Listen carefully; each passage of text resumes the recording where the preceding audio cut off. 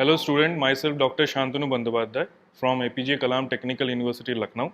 Today I am going to deliberate on the topic or in the module that is drug delivery systems for the biopharmaceuticals. So it includes the contents like introduction, classification systems, clinical implications, formulation and delivery strategies, alternative routes of drug delivery, targeted and intracellular delivery, excipients and process chemicals, latest trends, drug packaging, and lastly the regulatory aspects. Now we will begin with the introduction portion. As we know, over the years, many biotechnical products have been launched in the market, but there are certain hassles or the problems associated with those formulation parts. So, in the last few decades, we have witnessed a strong biotechnical progress, making the availability of these products with great therapeutic potentials. Along with that, if we define the term biopharmaceutical, so now what is biopharmaceutical? It is also known as biological medical product, which can be any pharmaceutical drug product manufactured, extracted, or semi synthesized from biological sources using biotechnology. Now, different from the totally synthesized chemicals, that is, the vaccines, blood components, somatic cells, gene therapies, tissues, recombinant therapies, living cells used in the cell therapy. Hence, a large variety of micromolecules are included in these groups, which are basically different from the or which are basically biosimilar to the proteins and peptides, to the antigens and nucleic acids, which are basically composed of sugars or combination of any of these substances, which may be living cells or tissues. Now, these are basically isolated from various sources, like mainly the living sources, that is human beings, animals, plants, fungal or microbial. The terms biological medicinal products or therapeutic biological product are also used to refer to the engineered micromolecular products like protein and nucleic acid based drugs, distinguishing them from the products like blood components, vaccines, which are usually extracted directly from the biological source. If you look into the recent classification of the pharmaceuticals, especially the drugs, that is, these are basically at the higher price ends. The term advanced therapy medicinal products, in short, which is termed as ATMPs, this is coined by the regulatory agency, that is European Medicinal Agency. It is basically used for the medicines for the human use that are based on genes, cells or tissue engineering, which includes gene therapy medicines, somatic cell therapy medicines, tissue engineered medicines, and combination of any of this above mentioned. Now, the administration of these biopharmaceuticals are extremely challenging because of the following properties. Like the first one is biopharmaceutical and physicochemical limitations. Second, requiring circumventing the enzymatic degradation. Next, the reducing the immune reactions. And lastly, the ensuring the molecular stability and permeability of the APIs used. Now, over the years, it has been used for parental administrations, like it can overcome some of the referred issues. Like, what are the referred issues? Actually, to date, a vast majority of the marketed biopharmaceuticals are administered by direct injections, usually through the intravenous, subcutaneous, or the intramuscular route. However, the associated cost and patient discomfort have turned the research efforts of both the industrial and academic partners towards the alternative possibilities that increase the patient compliance. The personalized medicines era is shifting the focus of pharmaceutical development and manufacturing activities from the small molecules to the biologicals. Now, the formulation of these complex macromolecules, however, is not as simple as we thought. Basically, the high patient doses required for the biological therapeutics, for example, the present significance of drug delivery challenges is very important. Because of their nature, the biopharmaceuticals or the biologicals are not easy to be delivered by the oral route. And that is why a large proportion of these drugs are currently administered or injected through the intravenous infusions in the hospitals or increasingly in the home. The compelling need to address these issues mentioned herewith has prompted the design of a number of strategies, which includes the needle-free administrations, conjugating the identification of alternative routes of administration with the necessary development of adequate drug delivery carriers. Now, for example, the mucosal routes have thus been proposed to replace the parental routes, as mucosal administration has got a direct application to the non-invasive systemic pathway. Apart from this, oral, buccal, nasal, pulmonary, transdermal and vaginal routes are also acceptable equally for the systemic delivery of these biologicals. However, due to the poor patient acceptability of certain routes like vaginal, which limits the use of their use into the local effect. Nevertheless, the oral, nasal, pulmonary and transdermal routes are taking the forefront of alternative drug delivery strategies. Now, some of the commercially available strategies are, now for example, the biphasic technology, which is marketed under the trade name of Helix Biopharma. It is basically used for the delivery of liposomes through the transdermal route. Another example is Immuzen technology, which is branded under the technology name of Lipoxen. It is used for the oral delivery of DNA and vaccines. Another example is Arix technology. It is basically marketed under the trade name of Aradigm Corporation. It is basically used for pulmonary delivery. And lastly, another which is currently in phase 3 clinical trials, it is marketed or about to be marketed by Mankind Corporation. It is the Technosphere technology, which is basically used for the delivery of insulin incorporated into the dry powders in microspheres. Now, over the years, many products have been launched as biologicals, but one of the most efficient one is Exubera, which is marketed presently by the Pfizer company. As can be seen, the mucosal administration of these biopharmaceuticals is inseparable from the task of designing suitable drug carriers. Now, with such technologies already in the market and so many others being developed worldwide by the academic and industrial researchers, it seems justified to state that the future of biologicals or the administration of these biological products will be progressively shifted from injectables to more user-friendly formulations, with the striking advantage of mucosal routes. Starting with the second topic, that is classification. It is basically the first classification is extracted from the living systems. Now, some of the oldest forms of biologicals are extracted from the bodies of animals, especially humans, and the important biologicals includes human breast milk, human reproductive cells, whole blood and other blood components, organs and tissue plants, stem cells, antibodies used for passive immunization, fecal microbiota, and some of the examples, one of the leading examples in this category is insulin. Now, the second one is that is produced by recombinant DNA technology. Over the years, although the term biologicals are used to refer wide range of biological products which are used in medicine, but in most of the cases, it is restricted to a class of therapeutics that are produced by means of biological process involving recombinant DNA technology. These are basically of three types. The first one is substances that are nearly identical to the body's own key signaling proteins. For example, erythropoietin. And what is erythropoietin is? It is basically a blood production stimulating protein which is similar to the growth hormone.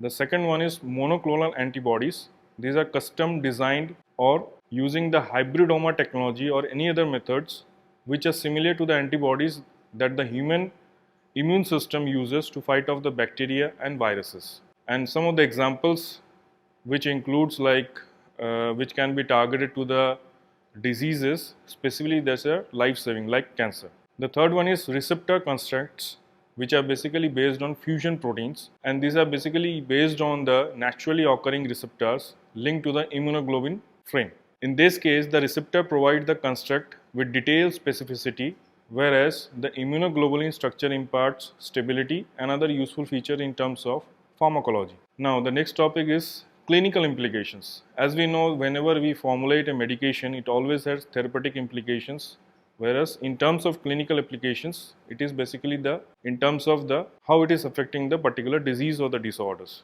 like rheumatology, oncology, cardiology, gastroenterology, dermatology, neurology, or any other category. In majority of these cases, the biologicals have major therapeutic options for the treatment of many diseases, including some for which no effective therapeutics are available in the market, and others which have got previously existing therapeutics but are lacking or insufficient on various grounds. Now, due to the significantly higher cost for these biologicals as compared to the conventional therapies, there has been rise in the complex regulatory issues and significant pharmacoeconomic concerns. These factors are basically in particular becomes relevant Since many biologicals are used for the treatment of chronic diseases like rheumatoid arthritis or inflammatory bowel disease, or for the treatment of some of the cases of cancers which are untreatable during the remainder of life.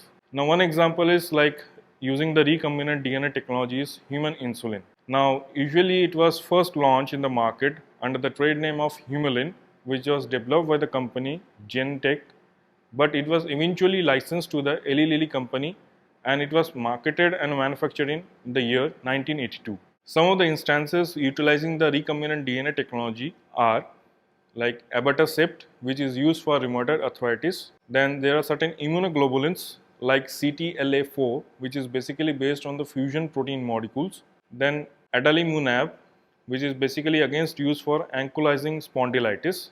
Like these are the various examples which are basically based on the recombinant DNA technology. Coming to the next topic, that is formulation and delivery strategies. The first one is subcutaneous injections. These are the most convenient as they require minimum skills and least invasive. The second one is intramuscular injections. These are commonly used for vaccines delivery. The third one is intravenous injections. These are basically used for the administration of monoclonal antibodies. Over the years, several strategies have been developed to address these challenges. The first one is microparticles. These microparticles are generally administered by the intramuscular or the subcutaneous injections and basically used for the delivery of proteins, peptides, or any other small molecules which require long-term delivery. Long-term delivery, like it can be 1 week or longer than that. The basic reason or the basic rationale behind these delivery systems are that they can control both the level of the drug as well as the duration of the drug in the body, which eventually affects the pharmacokinetic properties of the drug by enabling its sustained release. For example, if we coat the drug with the PLGA polymers, which is basically used for the encapsulation of peptides or proteins, these are basically mechanically strong, hydrophobic, biocompatible, and degradable into the toxicologically acceptable products and thus are eliminated from the body. Other examples or the other useful materials includes polyanhydrides, cyclodextrins, like that. Now, some of the marketed products based on the PLG polymers are human growth hormone. The molecule that is, as you know, the risperidone. It is basically used for schizophrenia disorder. Then LHRH analogs. Then glucagon-like peptides. As you know, the glucagon-like peptides are basically used for the treatment of type 2 diabetes. Now, although advances have been made in the use of microparticles for delivering of these biologicals, but the challenges still remains. And these challenges are basically the effect of burst release, which could increase the duration of the drug release within the body. In addition, the methods that provide active control of the rate of the drug release and on the demand, that is the termination of release of these components, could open up the newer opportunities. For example, like reduction in the size of the microsphere within the micron scale can lead to the subsequent reduction in the required needle size for the administration within the human body. Another requirement, like there is a robust manufacturing process at reasonable cost and the need for stabilization and sterilization strategies to be broadly applicable to the many biologicals. And also there is additional need for preclinical tools and or models for addressing the risks of immunogenicity. Why it is equally important to consider these tissues like ease of injection or addressing the reconstitution of lyophilized products, clogging of the needles while administering the drugs. These are some of the issues which are not unique to the proteins and peptide based drugs. However, in fact, it is common to all the microsphere based formulations. Now, coming to the next development, that is the nanoparticles. Nanoparticles are basically composed of polymers, lipids, and dendrimers that have been actively studied as carriers, especially for the targeted delivery systems.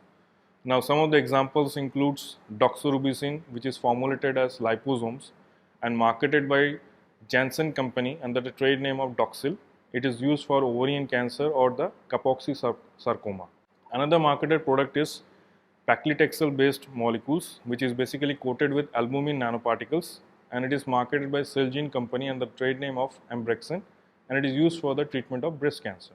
Now, there are various others human based chemicals are there which can be effectively used for treatment of tumor therapies like cytokines or the TGF-B. TGF is in short is transforming growth factor beta, then interleukins 2, Like in case of interleukins 2, it can be encapsulated as nanoparticles, which when developed as nanoparticulate systems, which basically release the simultaneous administration of interleukins 2 and TGF beta into the body, and thereby releasing the sustained effect of these drugs. This technology lead to the sustained local drug delivery, thereby reducing the toxicity of the interleukins, and the combination therapy delayed tumor growth and increased survival case in the mouse model of melanoma. Now, some of the technological advances for overcoming these hurdles are pegylation, and pegylation is basically used for the circulation of nanoparticles and enhancing its tissue penetration. Then the next one is optimization of particle size, and final one, the use of substances to enhance the deep tumor penetration of nanoparticles. Now coming to the next topic, that is depot formulations, or in short it is also termed as depot injections. In order to achieve sustained drug release of particulate formulations, injectable implants of the drugs have been used both for the small and large molecules. For example, surgically implantable depots from small molecules include BCNU, which is also known as bis-chloroethyl nitrosourea. These have been developed as formulations which can be directly injected into the body with the help of needles. Other examples include LHRH, or it is also termed as LHRH agonist, that is goserelin acetate, which is formulated as PLG rod and is commercially available under the trade name of Joladex, manufactured by AstraZeneca. Now, in order to circumvent few of the manufacturing obstacles and challenges associated with the particulate system, injectable monoliths of suspension and reconstitution of particulate drug formulations are also developed. Additionally, the lower specific surface area of these monoliths and few of the ingredients such as PEG 400 can aid in reducing the burst release of these drugs. To achieve a prolonged release of the protein drugs, an effective combination of blends of block polymers and PLG are also used. Now, for example, PLG injectable solutions often offer similar potential benefits. The in situ forming systems of PB1023 molecule, which is based on fusion of the drug cargo GLP-1 with elastin-like polypeptide, has been recently completed under the phase 2 clinical trials, and it is used for the treatment of diabetes. Now, how it is working? At the body temperature, this ELP undergoes a phase transition to form a depot that leads to sustained release of the drug. The duration of action is increased by 120 times for a single injection of GLP-1 ELP infusion protein in compared to the GLP alone. Now, apart from this, there are certain non-covalent association between the drug and the matrix, which form the basis of most of the depot formulation technologies. Now, this could potentially simplify their development owing to the applicability of analytical methods that were developed for conventional formulations of the same drug, as well as preclinical pharmacology and safety data generated with those formulations. Coming to the next formulation strategy, that is injectable modified peptides and proteins. These are basically of three types of protein modifications are carried out under this category. The first one is chemical modification. The chemical modification is achieved with the help of hydrophilic polymers, which eventually leads to the increase in the hydrodynamic radius of the formulation, which thereby decreasing the glomerular filtration rate, and eventually it increases the circulating half-life to a commercially attractive range. The second modification is including the neonatal Fc receptor recycling pathway. It helps in augmenting the half-life of macromolecules, for example, entanercept. And the last one is the most commercially successful modification is darbepoetin alpha. It is a variant of erythropoietin. Now, besides this, there are various alternative routes of drug delivery systems. And what are these alternative drug delivery systems are? It includes the delivery of the drugs or these biologicals through the pulmonary, nasal, oral, transdermal, vaginal and ocular delivery systems. However, delivery of these drugs through these routes have got certain limitations, and which is basically based on the associated biological barriers and the biophysical properties. Now, in order to overcome these limitations, we have devised or formulated various other approaches in order to overcome these barriers. Now, the first route of drug administration under this enhanced therapeutic drug targeting is the pulmonary drug delivery systems. It is basically focused on the lungs delivery, which is based on the aerosolar formulations. The first example of aerosolar formulations was based on insulin, which received the FDA approval in 2006. However, it was discontinued in 2007 owing to its high cost as well as the poor patient uptake of the bulky device. Recently, a more compact device by inhalation route had received the regulatory approval for effective delivery of this insulin molecule. Now, over the years, there are various challenges associated with the pulmonary delivery systems, and these are: the first one is potentially safety issues, then limited delivery efficiency associated with inhaled proteins, ease of the use of the product, relatively shorter duration of action, and lastly, the physiological factors which make the sustained delivery very challenging. Now, the next route of administration is transdermal. Now, what are the various advantages or the features of transdermal delivery systems is: it offers a painless alternative to the injections. Several methods have been developed to temporarily disrupt the skin structure to deliver, such as TD1, space peptides, and cell penetrating peptides such as polyarginine. Also, the devices that are based on the use of ultrasound, electric fields, or microneedles based technology have been particularly effective in increasing the permeability of the skin. Now, one of the finest example of transdermal administration is the use of microneedles, which is basically used for clinical studies, and it is used for the systemic delivery of some of the molecules like parathyroid hormone, insulin, vaccines of inactivated poliovirus, and influenza. Now, there are certain challenges associated with the transdermal route of administration. First one is the complexity of the devices. Of course, when we apply the transdermal systems on the topical basis, it is the size and required expertise as well as simplicity to the use. Secondly, the viability of the drug must be sufficiently high. To make this, the technology should be economical.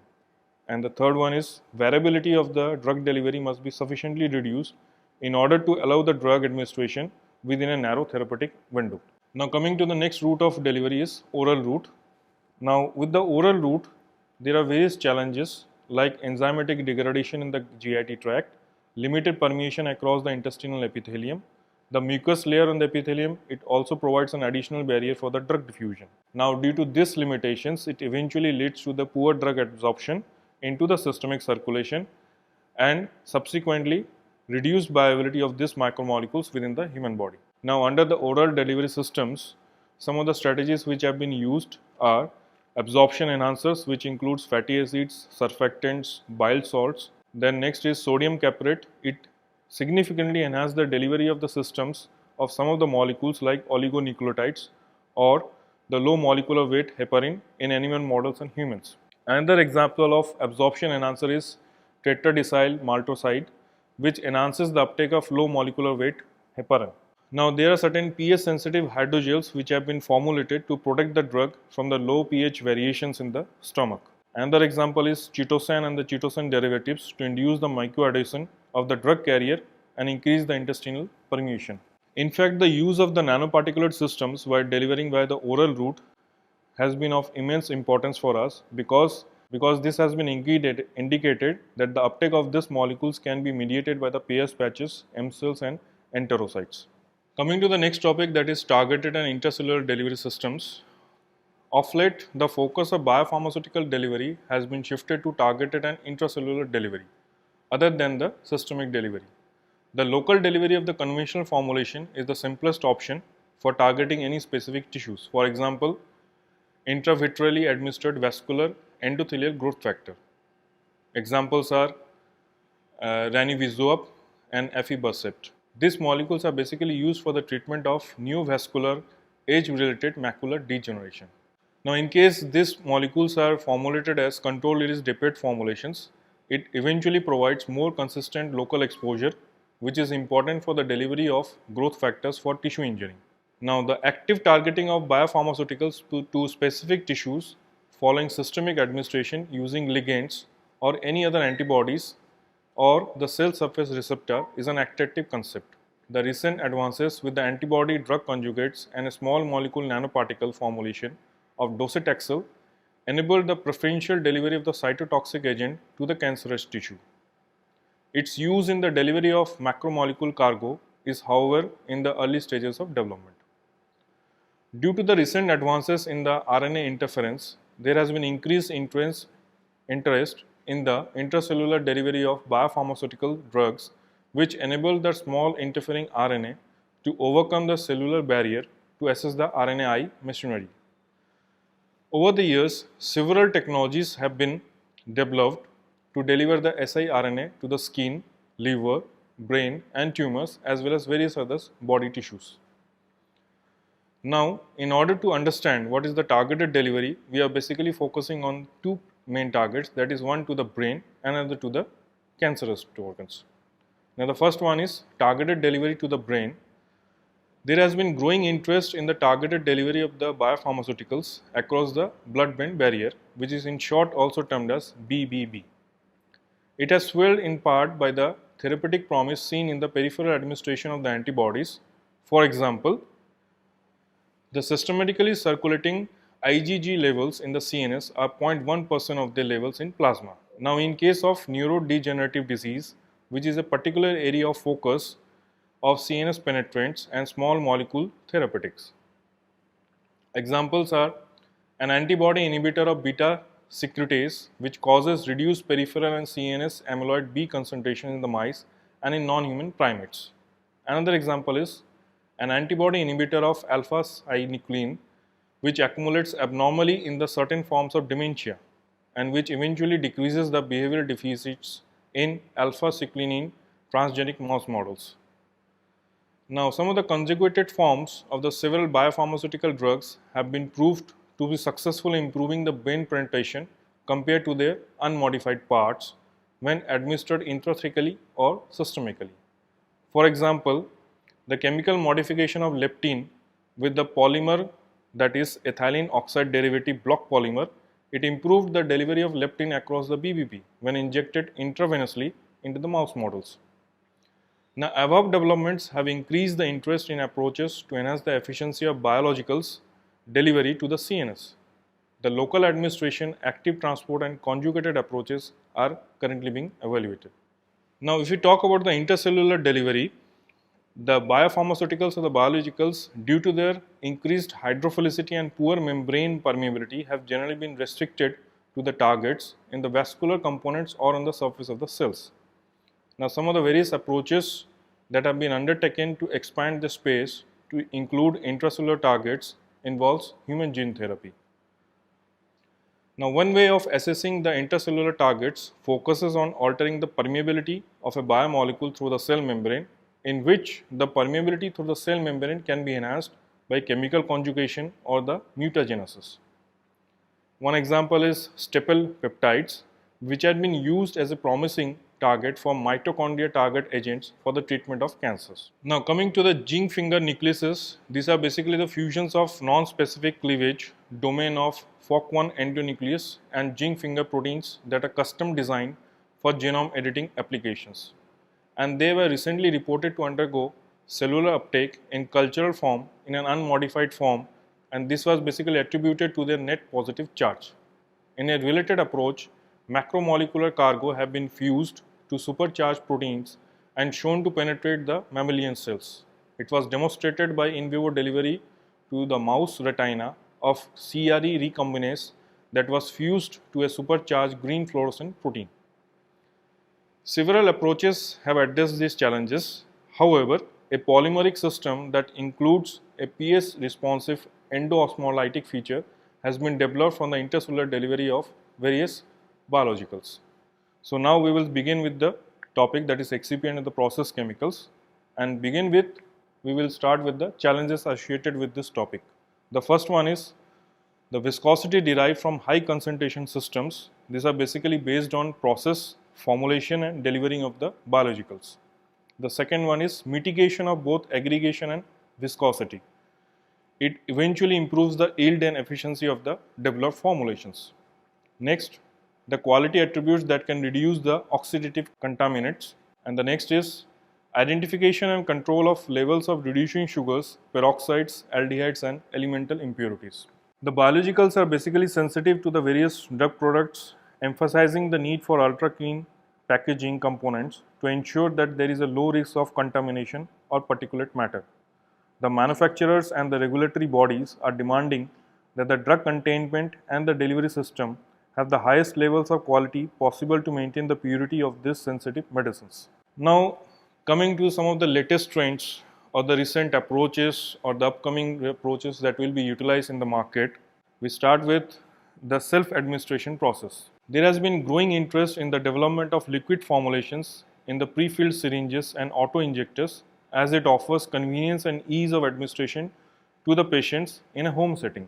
It is basically useful for in case of the old patients. There is a paradigm shift in the utility of certain biologicals, especially those indicated for chronic conditions such as inflammatory diseases, towards pre-filled syringes for subcutaneous absorption or administration, better patient compliance and efficiency.